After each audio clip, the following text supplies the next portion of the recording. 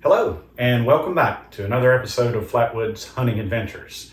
A couple things going on. First of all, they are cutting the trees off the farm this week, so I don't know how much time I'm going to be able to spend at the range. I know I told you that I was going to do my video with how to convert 223 to 300 blackout, but since they are on lunch break on Sunday and they're back on the other side of the property, I felt like I needed to go ahead and get this one out.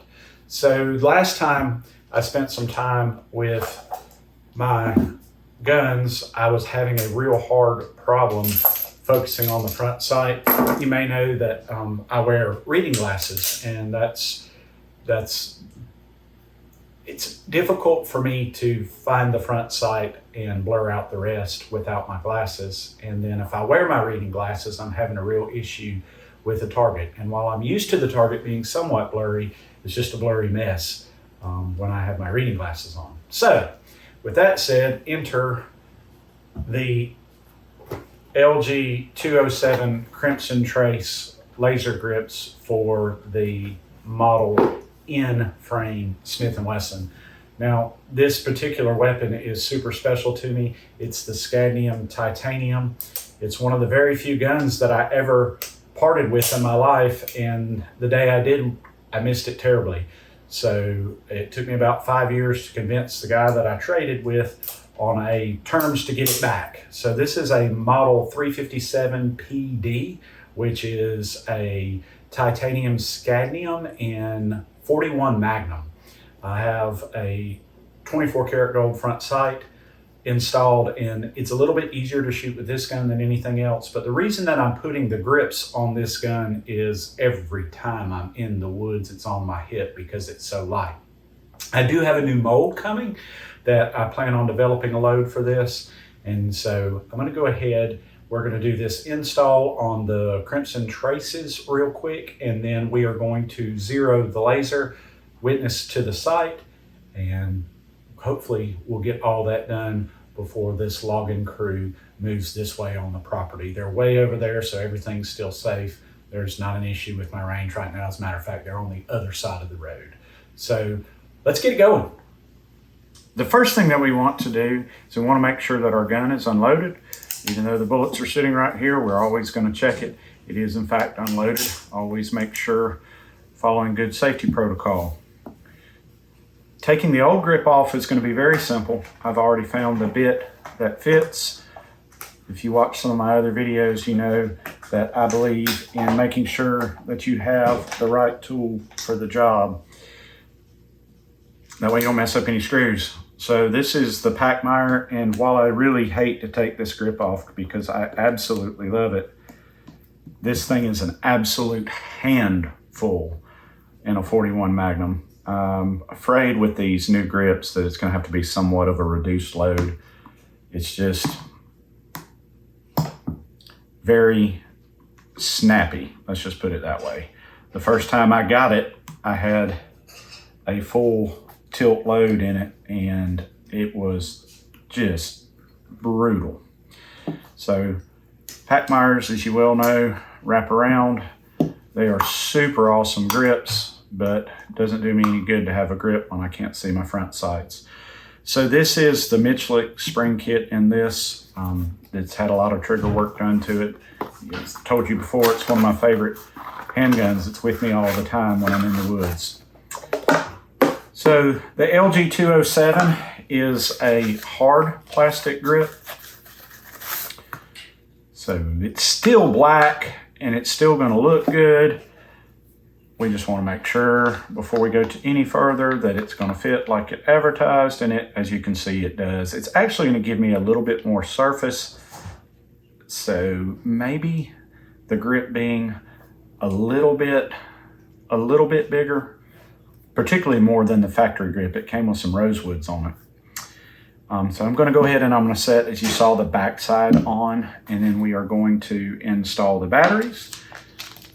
Very neat. Crimson Trace provides you with the tiny tools that you need to adjust the sights. It also gives you access, or gives you things that you can clean the laser with And then these teeny tiny Allen wrenches is what you adjust it with. So pretty simple. Pretty simple. All I've got to do is pull these batteries out, and then button goes down on these. I just installed these on a buddy the other day, and that's what gave me this idea. And then we're gonna do the second one. So we're gonna peel, these are just 2032s. You can get them at any Walmart. I have piles of them around the house. A lot of our shooting equipment uses them. And then it's a little spring that holds it, and you just slide it and push it in, and it'll actually capture it. And this one's being a little stubborn. There we go. So my batteries are installed with a button down and the flats on the top. And then we're gonna align the grips. And in go the screws. Screw number 1. Just gonna set them in there real quick. Screw number 2. Another reason I like this toolkit is because everything's magnetized. And we're not gonna put them in a death grip. We are gonna get them snug.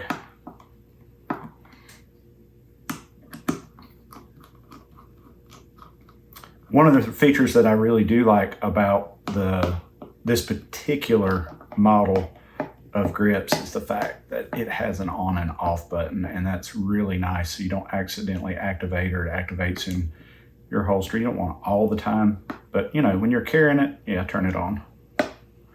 So I'm gonna set this aside. The actual button is right here.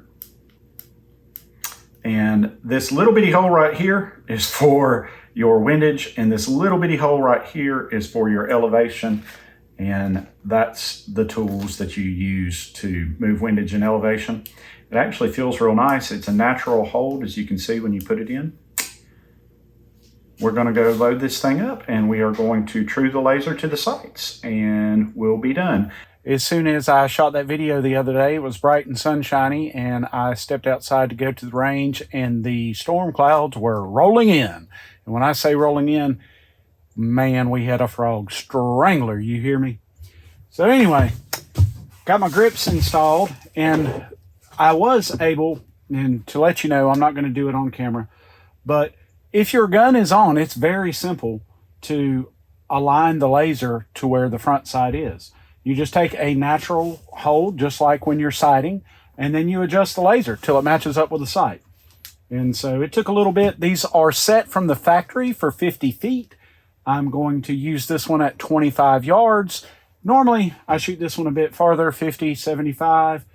However, I'm shooting a Spear 210 grain deep curl on this one, and lo and behold, thank you, Mr. Al, I have it's a mold that I've always wanted. This is the 413 230 grain long flat nose, which is not only, look at this mold, absolutely beautiful. But when I say it has a bullet that fills the cylinder, it fills the cylinder. If you compare that to the deep curl that I'm about to shoot, you can see the difference in length is significant. I'm very excited about this bullet. I have got some loads that I'm going to try probably off camera. You might hear logging equipment in the back. They're still across the road, which is great. They got rained out as well. I've got some loads here with some 4227 we're going to try here off camera. And I also have my Dan Wesson. I have two barrels for this. I have the 6-inch shroud and the 8-inch shroud. And we are going to try to develop a load that will work well in both of them. I know a lot of guys use Unique. And while I do have Unique and I have some of the others that many cast bullet people shoot, I want to use 4227 because I've got an absolute pile of it. So I'm not going to spend too much time making sure that this is zeroed. As long as it hits close, I can fine tune it as I'm doing some load development. So let's get this going.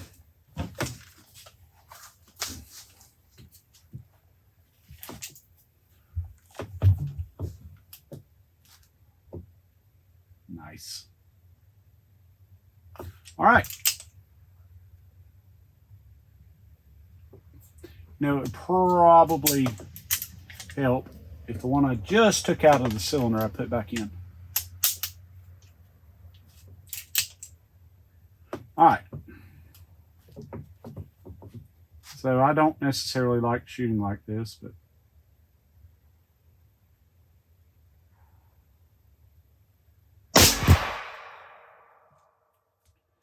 .10-48. Man, this gun's a handful.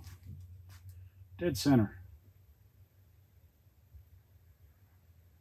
Or just below center, I should say. 1082. May have touched that one.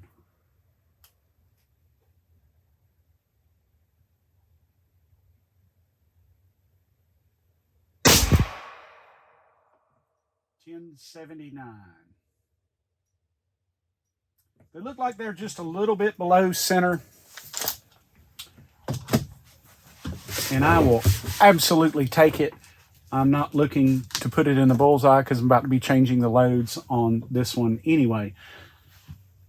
I hope that you've learned something today. It's very simple to align your laser to your front sight.